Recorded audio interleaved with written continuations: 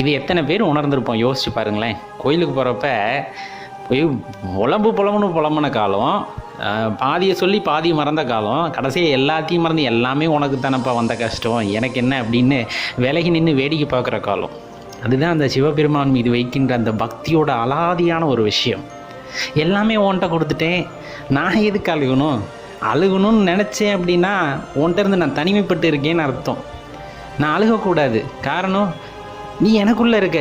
அதுதாங்க அந்த பக்தியை வந்துட்டு எப்படி சொல்கிறதுன்னு நம்மளுக்கு தெரியாதுல்ல. அதை தான் நண்பர்கள்ட்ட சொல்லணும்னு தோணும், சொல்லுவோம். அவங்களும் சில பேர் புரிஞ்சுப்பாங்க. ஏன்னா அந்த நிலை அப்படிங்கிறது அடுத்தடுத்து போகும். ஆரம்ப கட்டத்திலேயே நம்மளோட பக்தி என்றுமே இருக்காது. நம் தேட தேட அந்த இறையாற்றலை உணர்ந்து கொள்ளும் பொழுது, நமக்குள்ளே இருக்கின்ற இன்ப துன்பங்கள் எல்லாம் பொய் அப்படின்னு தெரியும் பொழுது, அவர் மட்டும்தான் நிஜம்னு நினைக்கும் போது, அவர் முன்னாடி நிற்கிறத விட வேறு என்ன பாக்கியம் நமக்கு வேணும் அப்படிங்கிற அந்த நிலை வந்துடுதில்ல. அதுதாங்க